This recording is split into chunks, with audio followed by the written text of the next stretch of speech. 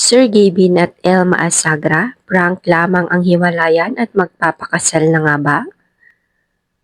Narito na ang pinakabagong balita tungkol kina Sergey Bin at Elma Asagra matapos ang kanilang naging hiwalayan na labis na pinag-usapan sa social media.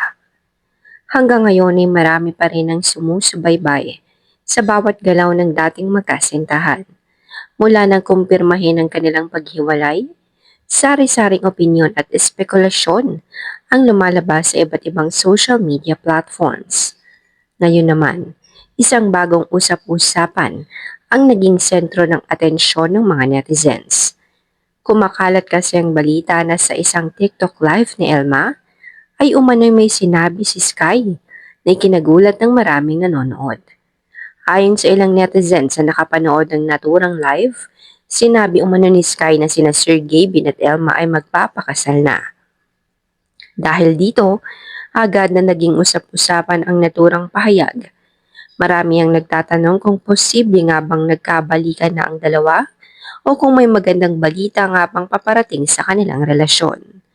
Gayunpaman, mahalagang linawin na sa kasalukuyan ay wala pang opisyal na kumpirmasyon mula kina Sergey Bin at Elma Asagra o maging kay Sky tungkol dito. Hanggang ngayon ay wala ring opisyal na anunsyo o pahayag na nagpapatunay na sila ay ikakasal. Dahil dito, marami ang naniniwala na maaring isa lamang itong haka-haka o maling interpretasyon ng ilang netizens sa naging usapan sa TikTok Live. Sa panahon ngayon, mabilis kumalat ang impormasyon sa social media, kaya mahalagang maging mapanuri at huwag basta-bastang maniwala hanggat walang opisyal na pahayag mula sa mismong mga sangkot. Sa kabila nito, hindi maikakailang marami pa ring supporters ang umaasang magkakaroon ng maayos na relasyon ang dalawa sa hinaharap.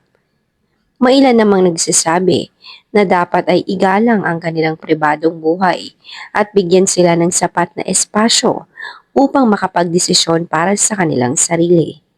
Sa ngayon, nananatiling isang espekulasyon ang balitang tungkol sa umano'y nalalapit na kasalan nina Sergey Bin at Elma.